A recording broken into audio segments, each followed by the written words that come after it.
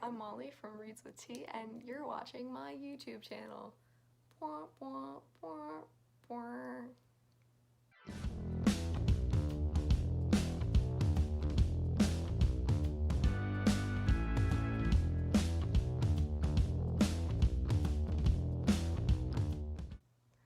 I don't know why I did that, but also if you're wondering, I was supposed to be drawing a teacup because I thought that'd be fun.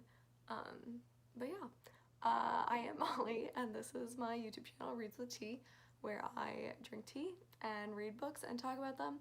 So welcome, and if you like tea and you like books, stick around and we'll have some fun. Cheers! Welcome back, my book reading lovelies. What is up? In today's episode, we're going to be discussing Queen of Air and Darkness by Cassandra Clare, which is the third and final book in the Dark Artifices series. As always, just to preface this is a Shadowhunters novel. So if you haven't read any of the Shadowhunter books, definitely don't start with this one. Definitely don't start with this series. I'm going to put a link in the description below that is going to give you the proper reading order of all the Shadowhunter books, so you can figure out where to get started. So if you have not read any of the Shadowhunter books, or if you haven't read the first two books in the series, the first one's Lady Midnight, the second one's Lord of Shadows, go and read those. And I do have a video for Lady Midnight and Lord of Shadows, and the Lady Midnight video does have a little like non-spoilery summary if you want to go watch that. But anyways, so go do that. If you haven't read this book, if you haven't read the other books, please exit, click your exit buttons wherever they may appear, and I'll give you a little bit of time to do that.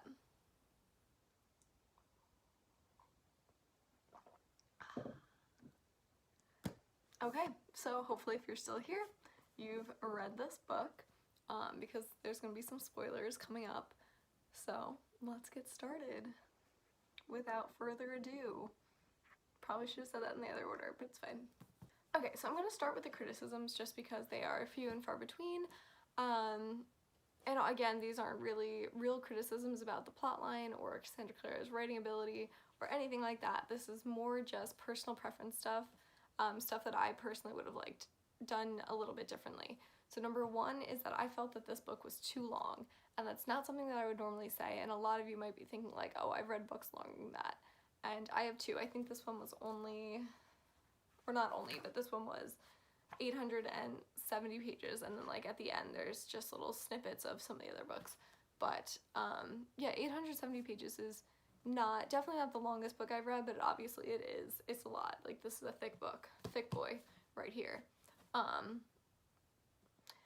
And I also don't mean that I thought it was too long in the sense that I don't think any of this book could have been cut out. I don't think it could have been cut down. I don't think you could have gotten rid of like any parts of the book. I think that this should have been divided into two books.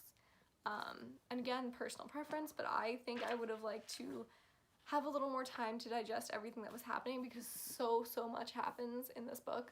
Like, when you really think about it, just for Horse's character, if you go through everything that happens to his character in this book, first you have him becoming Inquisitor, like within the first 30 or so pages. Then you have him essentially become Consul when he jails Gia, and then you have him die at the end.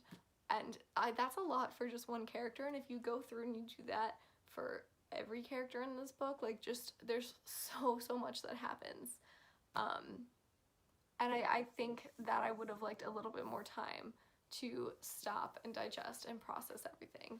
So I personally would have divided it here. So have part 1 be one book, and then part 2 and 3 be another book. Yeah, just kind of like that. And I feel like stopping after part 1 would have been good, because it leaves you off on a little bit of a cliffhanger. But it's still like, and I just feel like it fits, because you have everything before Thule happen, and then you have like Thule and everything like in the final battle happen after that. I don't know, I think I would have preferred something a little more like that. And I think that that's one of the benefits when you're reading a series and you do have to wait for the next book to come out, is that you get to, like, while you're waiting for the next book to come out, or right before it comes out, you get to go back and reread everything that happened, and I feel like that just makes the story stay in your mind that much more. because I feel like sometimes when you read a series and you just read everything in order, you forget like minor details or even major details. So yeah, I think it would have been better to have it be two separate books, but again, I don't think a lot of other people feel that way. That's just my own personal preference. So that's criticism number one. Number two is the ending, and I have such a love-hate relationship with this ending because there were so many good things that happened and so many like lovely things that I loved, and they were beautiful, and I was so happy for the characters. But then there was so much that also bothered me. And part of this also stems from my own expectations going into this book, because this is the last book in the series, and I knew it was the last book in the series, so I was kind of expecting everything to be tied up in a neat little bow, and that's not what happened. And I don't know if I would have felt differently about the ending if my expectations had been different, but I can't change that now, so I'm just gonna tell you what I thought. Number one is that I hated the way everything happened with the cohort. I hate that they didn't have any repercussions, that there wasn't really any justice done for their actions. I mean, Zara literally stabbed Emma, like, going to kill her. They partnered with the, like, Unseelie King to basically overthrow, I think a majority of the Shadowhunters. Like, they were going to sacrifice their own people for what they deemed to be the betterment of society. And I think that those actions can't go unpunished. So it bothered me so much that they didn't really get that no one ended up in jail. I mean, yes, like, Horace Dearborn died, and I think a lot of the other cohort members died too, but I don't think that that's justice, and I don't think that Zara and Manuel should be allowed to just, you know, go out into the world. Or I guess they have to stay in Idris, but I don't think that they should even be allowed that. I don't think that they should be allowed their freedom when they tried to deny it from so many other people. And they literally, like, they were going to turn the warlocks into demons. Like, it bothers me so much that that's the way that ended, and that also bothers me because I think it opens up the opportunity for the cohort to come back in a later series and continue to be antagonists to future Shadowhunter heroes. It just really bothered me, so I didn't love that. And again, I think that, like, maybe Cassandra Clare has a master plan where, you know, in a different series they'll get what's coming to them, but I really was just hoping that that was going to happen in this book, and it didn't.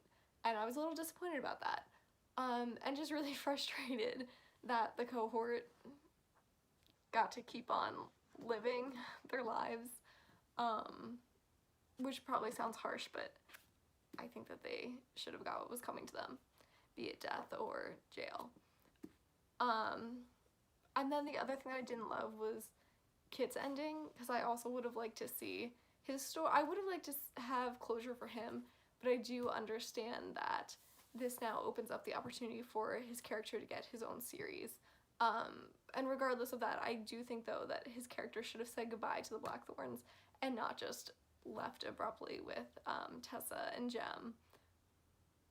But I do understand that he probably will get his own series now, which is good. And that could be interesting, and I would like to see his character explored a little more in depth, and for him to be less of a side character and more of a main character. And then I think that's also good because then you will probably get to see the Blackthorns again. And then also you get to see his relationship with Tessa and Jem, and I think that that could be really interesting. So I don't hate that. I do hate that he didn't get to say goodbye to the Blackthorns, and I also would have been okay if his character just got closure at the end of, you know, this book. And then the last thing about the ending that I absolutely hated was the epilogue. Because it put Jason Clary right back in danger, and you know, after I finished The Mortal Instruments, I didn't think I had to worry about their characters dying anymore, but no, and reading that just really stressed me out, and I don't want them to die. And I don't want that to even be like a possibility in the back of my mind. So I did not really like the epilogue at all. And again, some of you may feel differently. Some of you may be thrilled that this now gives Cassandra Clare the opportunity to write more books with Clary and Jace as the main characters, but I didn't like it, so sorry. But that's it. Those were my only few criticisms. And otherwise, I really, really loved this book. So let's get into more book talk, more of a review, all the positive things, some quotes that I loved. Let's do it. Let's get it started. Okay, so let's get started. Obviously the beginning of this book is very heavy, but you know, rightfully so. I don't think that you can have this book be sunshine and rainbows with the way Lord of Shadows ended, and I knew that that wasn't going to be a possibility going into this book. But the one thing I will say that I love about Cassandra Clare is, even though like the beginning of this is very depressing, it's very heavy, it's very sad, she does manage to intertwine the darkness and the light in a very, I don't know a better word. I think she manages to combine the darkness and the light in a very realistic, but still like unique way. And I really appreciated that, because even with all the darkness in this book, you still have light, happy, joyful moments. And I feel like that's very true of the way the world is in general. And also that just makes the book more enjoyable to read, because you don't really, or I personally don't really want to read a book that's just darkness. And again, I think that the title of this book was perfectly done, you know, air, the lightness, and then the darkness. So yeah, I really enjoyed that, because like even in the beginning where you have Livy's funeral and you have Horace becoming the Inquisitor, and then you have Julian like losing his emotions, and then you also find out that the Warlocks are all in danger. But even with all of that, you have like these beautiful, like you have those lovely moments between Diana and Gwyn. And then you also have like the announcement that Tessa's pregnant with Jem's baby, which is, again, I read these in the wrong order, so I actually haven't read The Infernal Devices yet, but I'm going to start that next. I have my first book, and I think that moment would have been a little bit more exciting for me if I had read The Infernal Devices, but I didn't, so my bad. But anyways, but you have those like nice little moments, and I feel like that just happened like throughout the entire book. So when I was doing my little finish the book journal, I actually set up like a little thing that was like light and dark just to compare them. So I mean, like you have, so one thing that I liked is that you have like Livy's death, and you have the aftermath of that, and you have her funeral, but then you also have her in Thule, which I feel like gave Julian at least closure. And then you also have Livy's watch, which, like the moment where he announces, like when he's having the meeting with all of their allies when they're going into like the final battle against the cohort, I loved that he like brought out the banners that say Livy's watch, and I just thought that was such a beautiful moment. And then I mean, you also have like Ty resorting to necromancy, I don't know if that's how you say it, to try and bring back Livy, which is so frustrating too after reading like Lady Midnight, because I feel like you do kind of understand more of what Malcolm was doing, but at the same time, I mean, Ty's doing it without killing a bunch of people, so you're like, maybe Malcolm could have done that too, I don't know. But anyway, so you have that, and then you also have Thule Livy not going back with Emma and Julian, which also frustrated me, because I was like, if she had just gone back with Emma and Julian, then maybe Ty wouldn't have, you know, done the necromancy. Again, I don't know if that's how you say it, but anyways, but then you also have Livy's ghost, like Ty bringing back Livy's ghost, which I don't know if that's a good thing, or if there's gonna be like problems down the road, but for now I like that Ty is at least happy, and I also like that it kind of brought him and Drew closer together. And I also love the character development with Drew's character, because I felt like in the first book she was just kind of like the token younger sister character, like she wasn't really that important, and I liked that Cassandra Clare kind of built off of that, and built off of her character, so I really enjoyed that. And I love at the end how she had learned to like pick the locks with Kit, and then that comes back at the end, because I really love the full circle moments. Oh, and speaking of full circle moments, there was also when Emma and Julian are going to Fairy, I love when Simon gave Julian, he's like D&D, like iron figurine. I literally, like, as soon as I read that, I was like, if that iron figurine doesn't end up saving the day, I'm going to be so disappointed. But then, you know, it did, and amazing, just so well done. And again, like, a scene like that where you have, like, Simon and Isabel, like, kind of comforting and consoling Julian and Emma. So much lightness, like, so much joy. So I did really enjoy parts like that, too.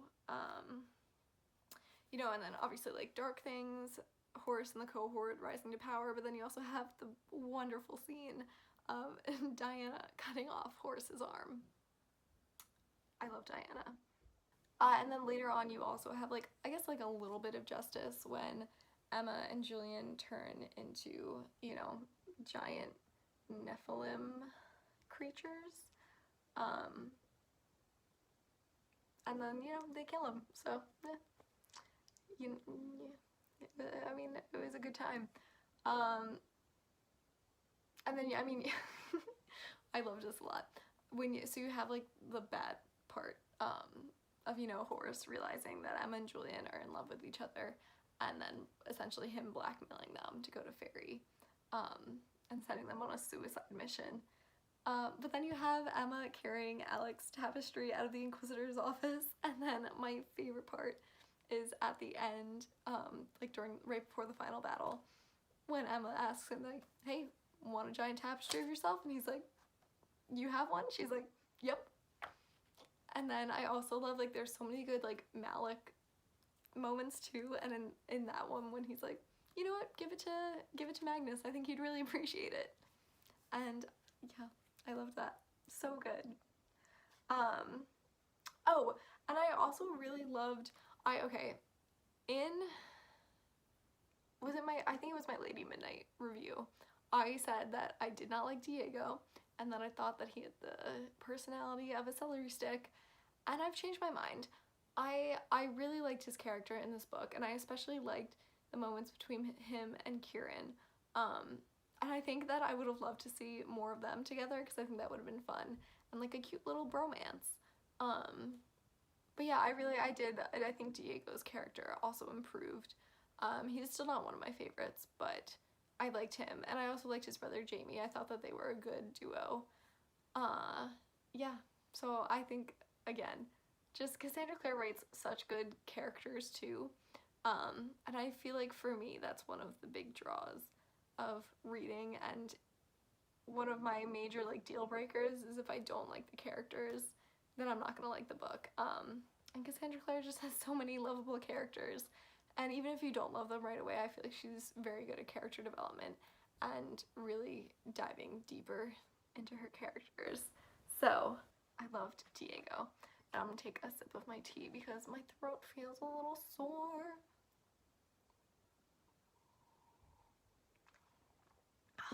Okay. So let's keep it going. Yeah, again, I also wrote down just every part with Alec and Magnus, specifically pages 579 to 580.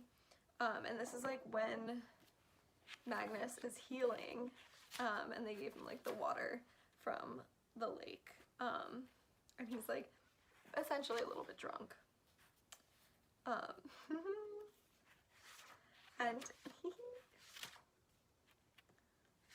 And he thinks that he sees like 7 of Alec, and he's like, that one over there is a very attractive one, and they're like, that's a lamp, and he's like, I'll buy it from you if you'd like. But yeah, I loved it. Oh no, it was a vase, my bad.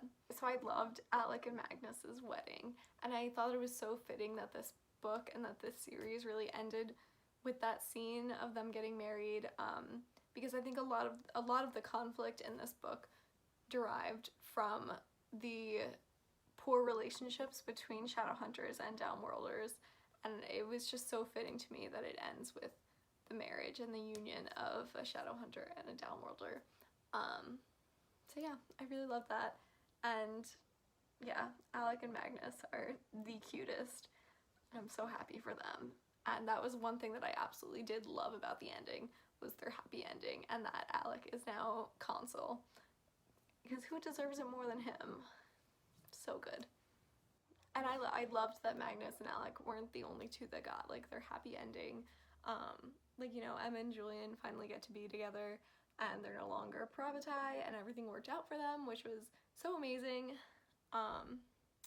And then you have Kieran, Mark, and Christina, and they get to be like their own little throuple, which I think is like one of the most hilarious and ingenious ways I've ever seen an author solve like a love triangle situation, just to be like, they're all just gonna date each other, and it's cool.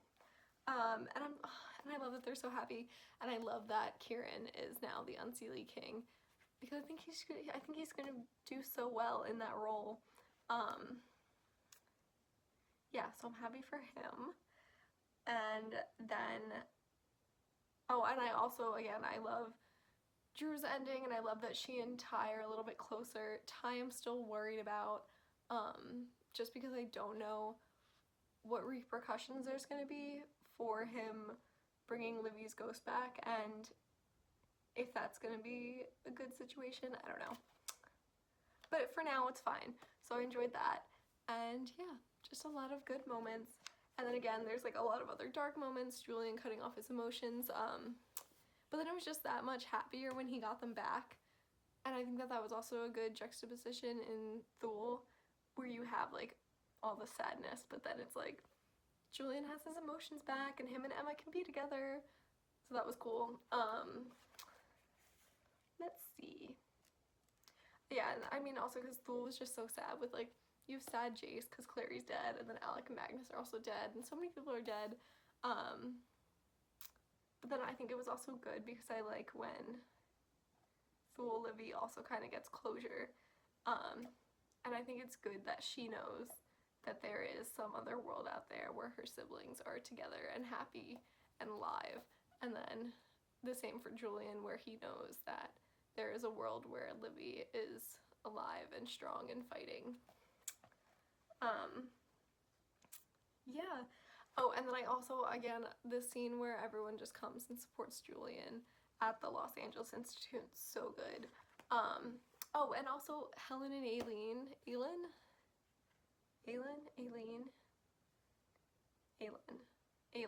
yeah.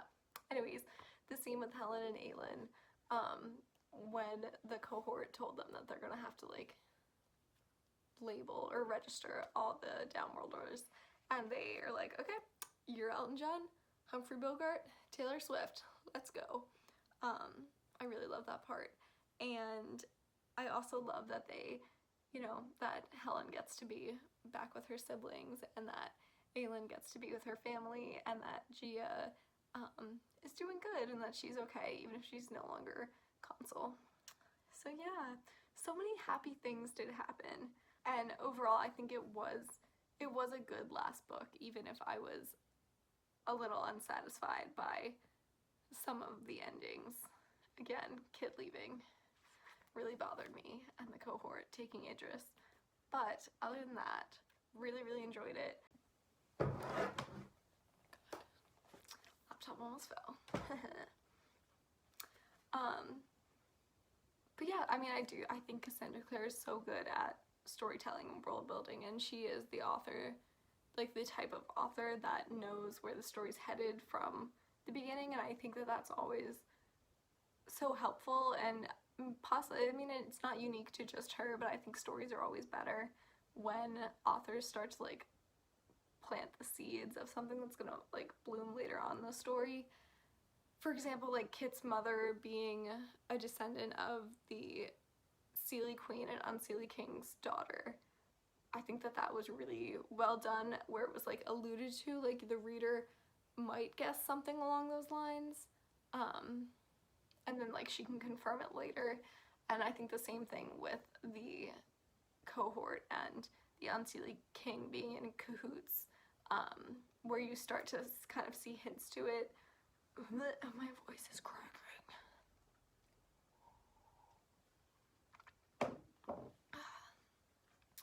And I think the same thing with the Unseelie King and the cohort being in cahoots, where you kind of start to see hints to it earlier on in the story, but you're never like quite sure what's actually going on until she reveals everything. But yeah, I mean, obviously, so well done. Cassandra Clare is an incredible author, storyteller, and this book was really good. And I will say this might be in my top series, but I am going to read The Infernal Devices next, and everyone tells me that that is the best Shadowhunter series. So we're gonna find out. But I think that wraps up our little book talk session. Eventually I'm gonna get better about doing these, and hopefully these will get a little shorter and more cohesive. But for now, I'm doing the best I can. And hopefully you enjoyed this, and you enjoyed this book as much as I did, and you love this series as much as I did. So yeah, let me know what you thought, if you agree with any of my criticisms, if you have other points or other things that you would like to talk about, let me know, because again, I really, like, I made this channel so that I could talk to people about the books that I love, and hopefully have you talk back and not have this just be, you know, me talking to a camera, that it would be more two-sided. So yeah, let me know what you thought. Again, 4.5 stars for this one. Really good. Really loved it. If you would like to see a more cohesive book review, I do have a blog. I'll put the link to that somewhere in the description below. Happy reading! Cheers!